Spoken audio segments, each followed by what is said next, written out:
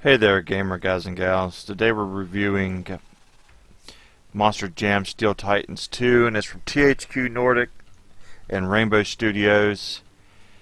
And I know this is going to sound bad, so if you remember how much I loved Monster Jam Steel Titans a while back, I gave it an 8.5 and just kept going on playing it forever. So I was excited when I saw it would be getting a sequel as well as we'd be covering it. I just couldn't wait to dive back into it once again on the next gen console and see how it looked on that Series X. I remember THQ Nordic sharing our review and getting us a ton of views and adding to our follower count, so I held much respect for them and Rainbow Studios' art. I hoped it would be a repeat of this, and I'd be super excited and posting great things shortly after receiving it. Sadly, it didn't take long at all to become very stale, and I was dreading even covering it. I thought about maybe reaching out to them and asking, can I just pay for the game and not cover it this time? I hate to give it a really bad review. I do my best to always find good things about something. I feel like every game is a piece of someone. I feel like it's their art, and they probably put a lot of heart into it. So I struggled both days I was playing this mentally, and I wanted really to make it all go away. I was like having nightmares and having a hard time sleeping, really, because I hate to just bash people's art. I soldiered on through though, and I kept playing it more, hoping to find things to say, hey, this is new and I like this better. I just couldn't. I couldn't really play it anymore either.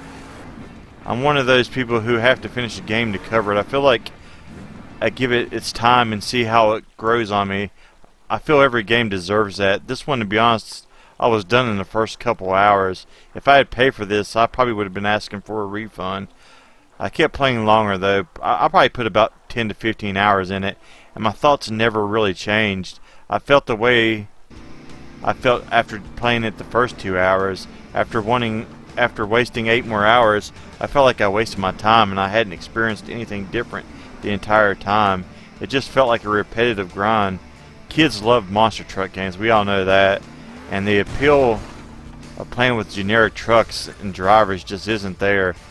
And I don't see many kids would be putting too much more time into this to get a truck they like. It's such a hassle. You have to play the same things over and over to just unlock new trucks, and then once you unlock those trucks, you have to grind even more with the same events to level up those.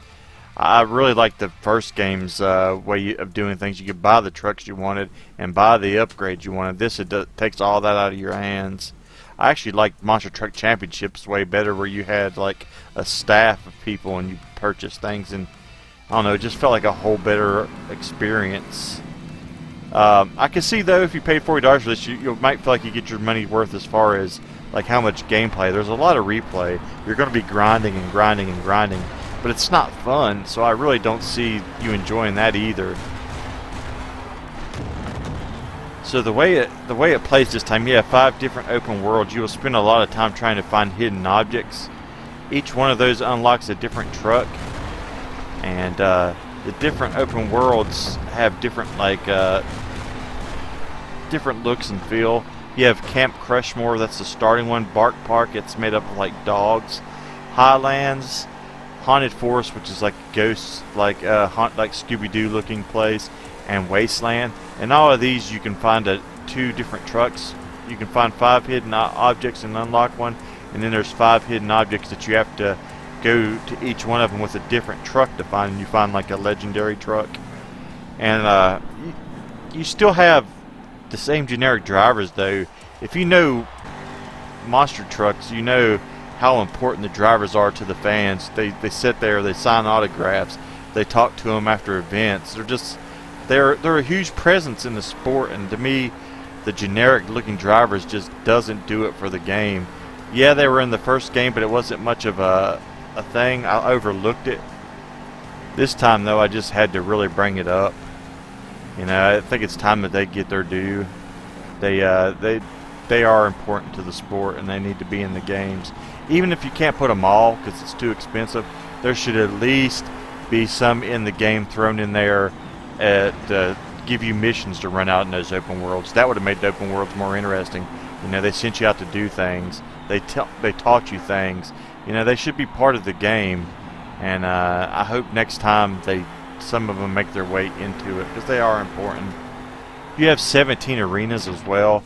They don't have their real names, but they have the real cities, so you'll know, if you know the sport, you're going to know the arenas just from the cities. I hate bashing this game though. It doesn't feel good to me. I'm actually really glad all of this is over. I've already uninstalled it, and I might return to a later date, see if there's any improvements or updates. I really suggest that they would maybe add some better starting trucks, or put some codes to unlock some trucks. No kid's going to want to sit there and play with these generic trucks and grind. You know, make it fun. You can, even if you play the single player, just like not the campaign, just like playing, you can't pick the trucks you want. They have to fix this. That's just a horrible mistake. And I played Monster Truck Championship, and you don't even play with real trucks, and it felt more like Monster Jam series than this game. That's not good. That's saying a lot, you know, because the trucks are legendary. They're epic, and it's what makes the series what it is. And if you can make a game and not even use real trucks, and it's more fun and feels better, that's just not good. They gotta fix this. It's a major issue.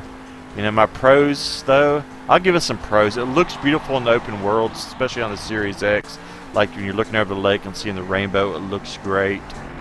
There's a lot of good trucks. They didn't miss out on any at all. You know, most good trucks are there. They should be easier to get, but they are there.